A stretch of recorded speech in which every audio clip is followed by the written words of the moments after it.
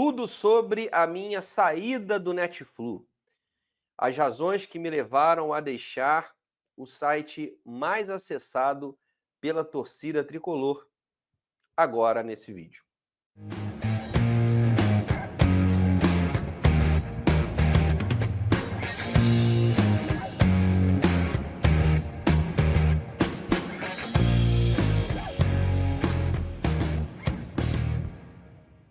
É isso, galera, seja muito bem-vindo ao canal do Leandro Dias. Aqui eu falo sobre Fluminense, futebol e o que mais vocês quiserem.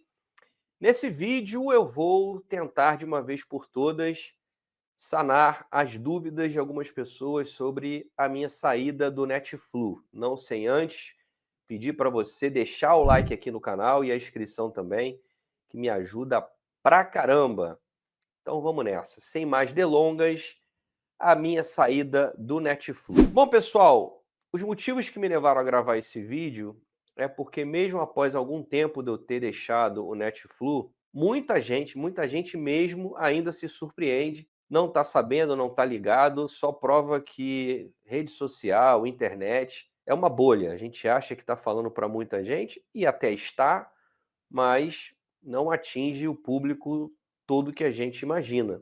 Então eu pensei, cara, vou resolver logo isso, vou gravar um vídeo para explicar de uma forma bem detalhada, de maneira muito esclarecida e transparente, por que eu deixei o Netflu, a empresa que eu ajudei a construir mais de 16 anos atrás. Bom, galera, primeiro a gente precisa voltar um pouquinho no tempo, porque não foi uma decisão que eu tomei do dia para a noite, é algo que vinha sendo construído há mais de 3 anos. Mais ou menos em 2022, eu conversei com o Rafael Siri, que era o meu sócio, com quem dividíamos o Netflu durante mais de uma década, e falei com ele da minha preocupação com os rumos que a empresa estava tomando, e dos meus anseios como profissional e minha vida pessoal também. E eu fui muito claro com ele: "Cara, tô desgastado, eu tô querendo fazer outras coisas, eu acho que já é muito tempo de empresa", isso em 2022. "Eu estou precisando respirar novos ares, nada contigo, nossa amizade continua". E ele, claro, foi querer entender o porquê, e eu fui explicando para ele da forma como eu vou explicar aqui para vocês. Não era só o fato, de estar fazendo a mesma coisa durante muito tempo. Eu acho que isso é para qualquer um. Às vezes a gente começa um projeto, entende que ele chegou no topo, ou você tenha chegado junto com esse projeto no topo e você quer fazer outra coisa. E eu acho que naquela ocasião já tinha chegado para mim, mas foi algo além disso. Eu entendia que a minha gestão na empresa, de alguma forma, em algum grau, estava fazendo mal à empresa. Eu, Leandro, que ajudei a construir o Netflu junto com o Rafael Siri e tantas pessoas que passaram pela empresa, da mesma forma que a gente levantou, eu entendo que a minha gestão, a forma de eu administrar o Netflu, estava levando ele para um caminho perigoso, que é o caminho de se tornar algo muito nichado. Quem me conhece sabe que eu sou muito fiel às minhas convicções. Alguns vão chamar isso de teimosia, mas eu não abro mão de certas coisas, né? E nesse período que eu dirigi o Netflu, eu acabei abrindo mão por não me dobrar a certas situações que aconteceram e que acontecem ainda, dessa relação bélica entre a instituição e as pessoas que estão no clube. E a galera que está chegando agora, os mais jovens, vão tentar relacionar isso como algo pessoal, meu com o atual presidente Mário Bittencourt. E para quem é mais antigo lá no canal e me conhece, sabe que a relação conflituosa vem já desde a gestão Peter. Estou falando de 2011, gente. Esse vídeo eu estou gravando em 2025, são 14 anos. Quase que em sua totalidade, na sua existência, o Netflu teve uma relação belicosa com quem estava no clube. E foi assim com o Peter, que impediu os jornalistas da empresa de frequentarem Laranjeiras, censura mesmo, por 2 meses. Depois com o Abad, no início ali houve um diálogo, mas depois a coisa degringolou. E com o Mário a mesma coisa. Por quê? Porque nós somos intransigentes? Porque a gente quer o mal do clube? Não. porque a gente não abre mão de ser independente, de publicar aquilo que deve ser publicado como uma empresa jornalística deve ser. Claro que seria mais fácil, seria muito mais rentável eu remar com a maré, falar o que o público quer ouvir, atender aos anseios da gestão que lá está, conseguir entrevistas exclusivas, notícias em primeira mão, ficar tudo bem, ser um passa-pano e ter benesses. É muito mais rentável, muito mais vantajoso. Mas eu não conseguiria dormir bem. A minha consciência iria pesar porque eu não sou assim. Se tiver que ganhar menos dinheiro, eu vou ganhar menos dinheiro do que ter que me vender, do que ter que fazer coisas que a minha índole não permitem. Então, por conta disso, eu e muitas pessoas, muitos veículos, jornalistas, também foram, de alguma forma, alijados desse processo. Isso tudo mexeu comigo. Já fui ficando de saco cheio, né, de ter que lidar com essas pessoas. E aí é um pouco de tristeza com compreensão. O público acaba sendo contaminado pela gestão, pelas gestões. Eles usam a máquina como se o jornalista estivesse falando mal do clube, como quisesse o mal do clube, quando na realidade a gente está criticando quem está no clube. O Netflix, acho que qualquer mídia que fala de Fluminense, quando vai fazer uma crítica ou vai lançar uma notícia negativa, considerando assim, não é para o mal do clube, pelo contrário, é para o bem dele. É para alertar o que as pessoas que lá estão fazem com o clube. Mas não é todo mundo que compreende isso, acho que a grande massa acaba sendo levada a crer que as empresas jornalísticas fazem um desserviço para o clube. E aí usam aquele expediente reconhecido, antigo, de você está politizando o debate, você quer tumultuar o ambiente porque você tem pretensões políticas. E quem me conhece sabe, eu nunca fui envolvido com política partidária no Fluminense, nunca fiz parte de grupo nenhum, sequer chego perto do clube, porque eu acho que quanto mais perto de Laranjeiras, mais longe do Fluminense. Mas isso foi me cansando, cara, né? Ultimamente, com a gestão Mário, os assessores do clube me bloquearam o Paulo Brito, repórter que trabalhava conosco, não tinha qualquer relação. Então, fui ficando de saco cheio, aliado à vontade de fazer outras coisas, e falei, Siri, eu preciso ir embora. Preciso ir embora porque eu estou realmente estafado, desgastado, e o Netflix precisa voltar a ser popular. A empresa tinha muito o meu rosto, eu era o representante da empresa, o interlocutor do Netflix. E eu sei que eu não sou um cara popular. Nunca fui. E não é a minha pretensão.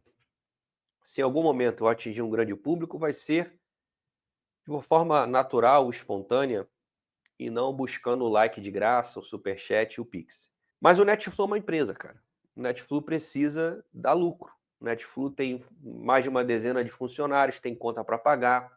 E eu não poderia continuar a gerir uma empresa que depende de entrada de recurso financeiro, depende de um público maior, eu falar para poucas pessoas, eu querer formar um público crítico, quando na verdade a grande maioria só quer entretenimento. Se a bola encontrou o caminho da rede, tá tudo bem, que se dane o clube. A maioria ainda pensa assim. Eu não. Mas aí entra o dilema. Leandro, pessoa física, pessoa jurídica, e eu não iria abrir mão das minhas ideias, da minha forma de agir. Então, qual era o melhor caminho? Eu puxar o meu bonde. O Netflix precisa crescer, precisa ter uma liderança um pouco mais aberta ao diálogo, porque certas coisas para mim são inegociáveis. E essa ruptura era mais do que necessária. Até que houve a possibilidade de eu repassar a minha parte para uma empresa, um grupo francês de mídia, que comprou a minha parte do Netflix e hoje administra com Rafael Siri, com uma visão um pouco diferente da minha, claro, uma visão mais empresarial, algo que eu não tenho formação, eu sou jornalista. Eu acho que isso vai ser bom para o Netflix, que já iniciou esse processo de mudança de linha editorial. Vai fazer bem para o Rafael Siri, não é justo com ele acabar pagando pelo meu jeito de ser, de não abrir mão de certas convicções, e a empresa não crescer. Graças a Deus, nesse período que eu estive lá, o Netflix ele nunca parou de dar lucro, mas de algum tempo para cá ele já não dava tanto lucro quanto antes. Até porque hoje você tem uma cobertura de Fluminense, de clube brasileiro, muito mais extensa do que na época que nós começamos a empresa. Então, hoje você tem o YouTube, o Netflu começou como site, depois que migrou para cá. Você tem vários perfis de redes sociais, você tem o Instagram, que não existia. Então a concorrência ficou muito grande e, claro, que houve uma perda significativa. E eu entendia que isso tinha a ver, sim, com a minha gestão. Acho que errei algumas vezes, eu poderia ter sido mais maleável em certas situações, eu poderia contornar outras, mas tudo que eu fiz errando ou acertando, eu sempre deitei com a cabeça no travesseiro e dormi muito tranquilo, cara.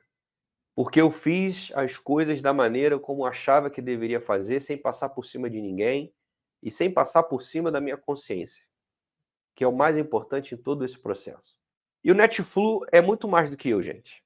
Eu sei que tem uma galera que diz: eu parei de ver o Netflu, Leandro, por sua causa. De certa maneira, não tem como a gente não ficar envaidecido, porque é sinal de que, para alguns, nós fizemos um bom trabalho lá, mas se deu também o benefício de ver coisas novas por lá. A minha última ação enquanto dono do Netflu foi a indicação do José Ilan para comandar o podcast, o Netflucast, que eu sou espectador assíduo.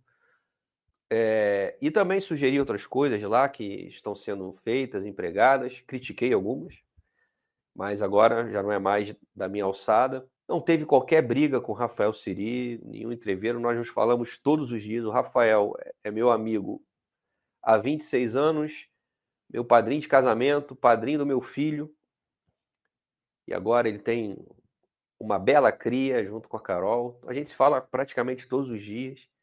Eu continuo ajudando como consultor de alguma forma. Pô, eu acho que você pode fazer assim, assado. Nunca vou abandonar o meu filho, mas ele precisava seguir os passos dele. Eu acho que eu ali do lado dele o tempo todo, e o Netflu precisa voar.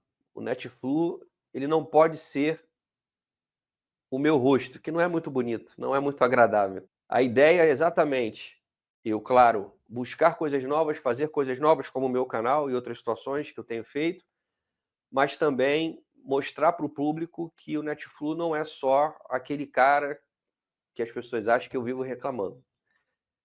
Não é isso. Então eu acho que foi bom para todo mundo. Foi bom para mim, pessoalmente, profissionalmente, foi bom para o Netflu. Ainda há uma estranheza, eu sei disso. É muito tempo coordenando tudo aquilo ali. Fui um dos fundadores. Mas, gente, a gente está nesse planeta para evoluir. Tudo muda, tudo se transforma. Então, eu acho que foi positivo. Foi positivo para os dois lados.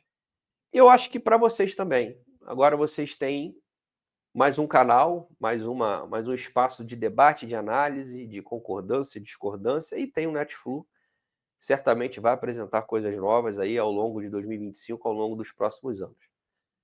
Vida longa ao Netflu, e que eu consiga ser exitoso nessa nova fase da minha carreira.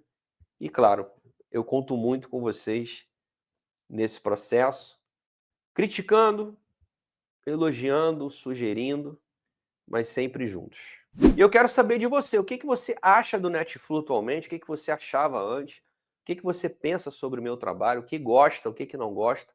Coloca aqui nos comentários, esse feedback vai ser muito importante. Antes de sair, gostando ou não do vídeo, não custa nada, pô. Deixa o like e a inscrição no canal, que é muito importante, tá bom, galera?